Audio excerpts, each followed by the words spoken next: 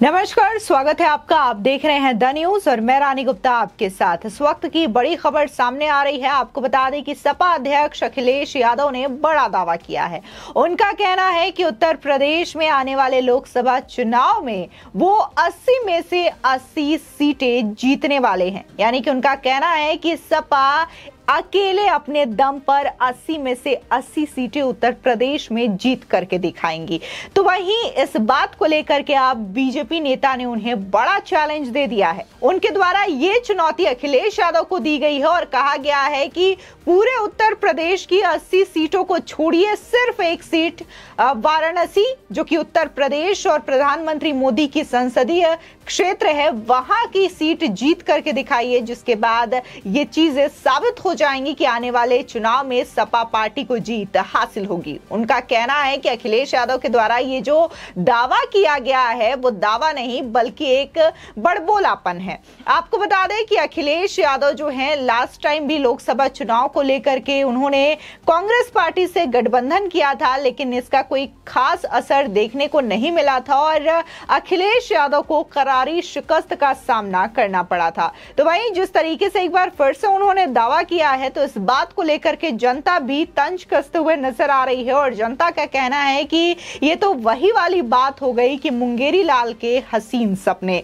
आपको बता दें, दरअसल विपक्ष जो है लगातार इन दिनों बैठकें कर रहे हैं, मीटिंग कर रहे हैं, तमाम पार्टियों का समर्थन जुटा रहे हैं और कहीं ना कहीं जो उनका प्लान है वो यही है कि जो तमाम विपक्षी दल हैं वो एक साथ मिलकर के चुनाव लड़ेंगे और एक सीट पर अपनी तमाम पार्टियों को मिलाकर के एक कैंडिडेट उतारेंगे।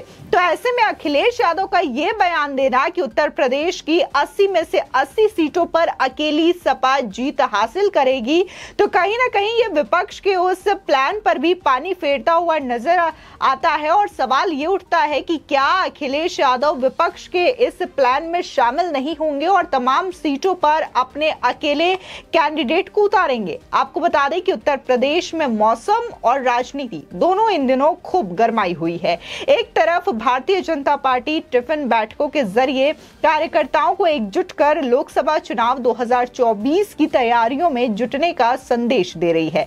घर घर पहुंचकर प्रधानमंत्री नरेंद्र मोदी के 9 साल के कार्यकाल के बारे में लोगों को अवगत कराने पर जोर दे रहे हैं।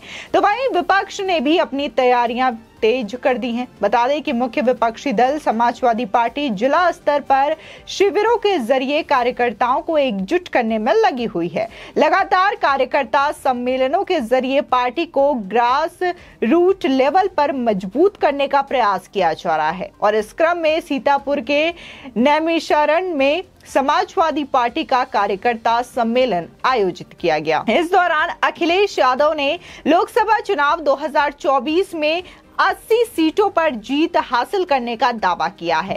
अब इस पर राजनीति भी शुरू हो गई है। बता दें कि भारतीय जनता पार्टी के राज्यसभा सांसद हरनाथ सिंह यादव ने अखिलेश यादव को बड़ी चुनौती दे दी है। उन्होंने कहा है कि 80 सीटों की बात तो छोड़िए, वाराणसी की सीट अगर जीत कर दिखा दें तो राजनीति से मैं संन्यास ले लूंगा।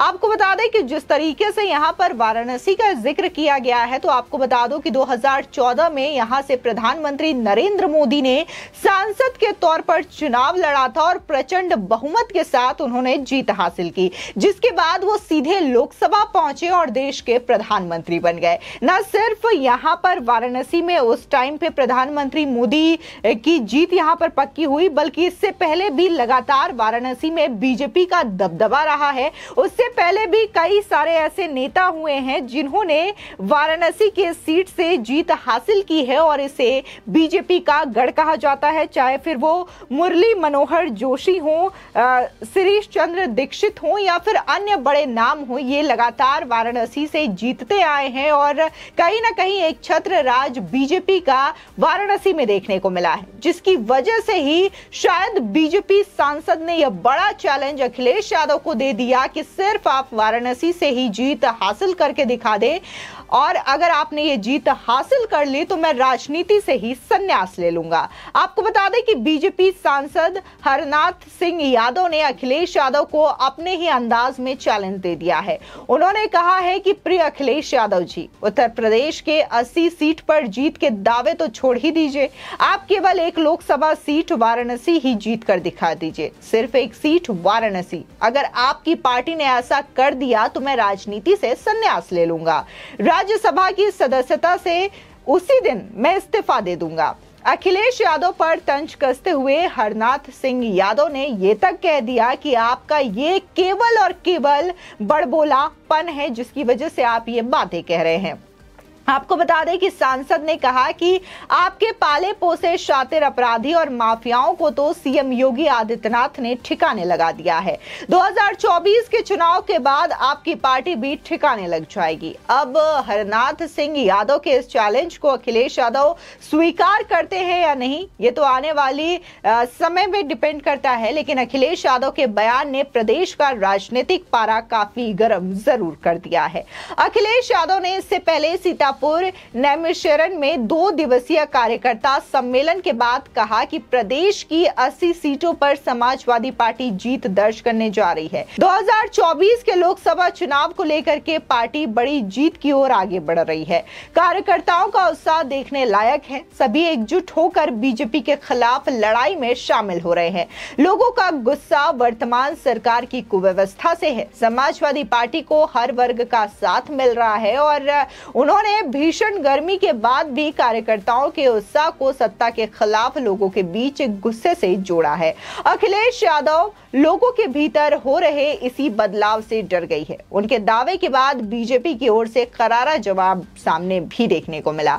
आपको बता दें कि जिस तरीके से अखिलेश यादव बार बार कहीं ना कहीं केंद्र और राज्य की योगी सरकार पर निशाना साधती रही है। उनका कहना है कि राज्य में ना तो युवाओं को रोजगार मिल रहा है और ना ही वहां पर क्राइम को कंट्रोल किया गया है और ना ही वहां पर महंगाई को कंट्रोल किया गया है। ये आरोप बार बार अखिलेश यादव के द्वारा सीएम योगी आदित्यनाथ पर लगाया जाता है। लेकिन अगर जनता के मूड की माने तो जनता ने साफ तौर से ये स्वीकार किया है कि उत्तर प्रदेश में जब से सीएम योगी का शासन व्यवस्था है तब से लगातार वहां पर क्राइम रेट जो है वो घटा है।